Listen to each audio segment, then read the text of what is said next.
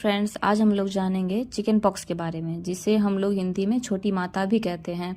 यह एक वायरस से फैलने वाली बीमारी है और यह कम्युनिकेबल है, जो कि एक से दूसरे व्यक्ति में फैल सकती है।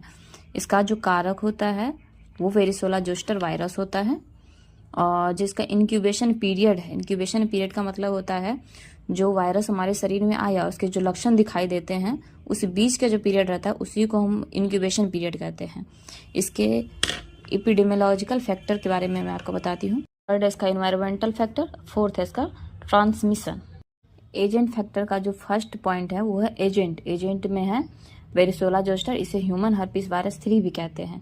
और सेकेंड है सोर्स ऑफ इन्फेक्शन। यह वायरस ओरोफेरिंजियल सिक्रेशन, जिसे स्लाइवा भी कहते हैं, स्लाइवा, और स्किन एंड म्यूकस के लीजन्स में प्रेजेंट होते हैं।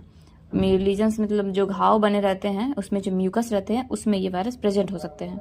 और सेकेंडरी अटैक रेट है इसका। चिकन पॉक्स एक हाईली कम्युनिकेबल डिजीज है। यह 90% केस में सेकेंडरी अटैक रहता है। फर्स्ट फैक्टर में जो फर्स्ट पॉइंट है इसका एज, इसमें है 10 साल के बच्चों में होता है, कभी कभी एडल्ट में भी होता है। इसका मतलब ये हुआ सीधा सा कि बच्चों में इसके चांसेस ज़्यादा होते हैं। फर्स्ट फैक्टर का सेकेंड पॉइंट है इम्यूनिटी।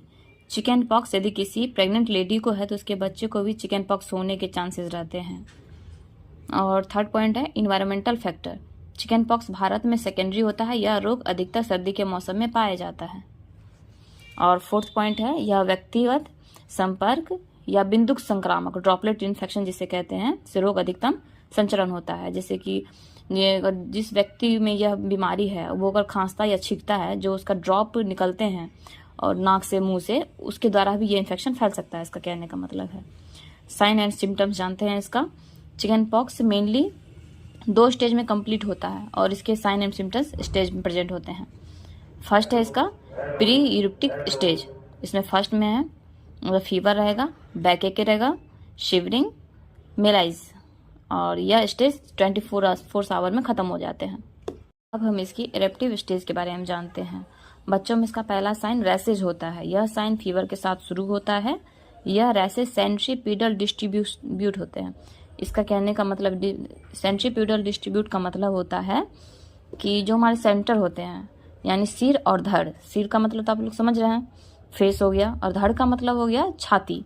इस पे दाने ज़्यादा बनते हैं बच्चों में यह।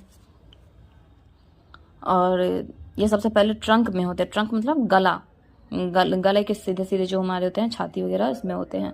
और फेस में हो सकते हैं, आर्म में और लेग में। और पाम एवं सोल में ये रैसेज नहीं होते हैं। और दाने की अवस्था कब होती है? Stage of races. Chicken pox के रेसेज 4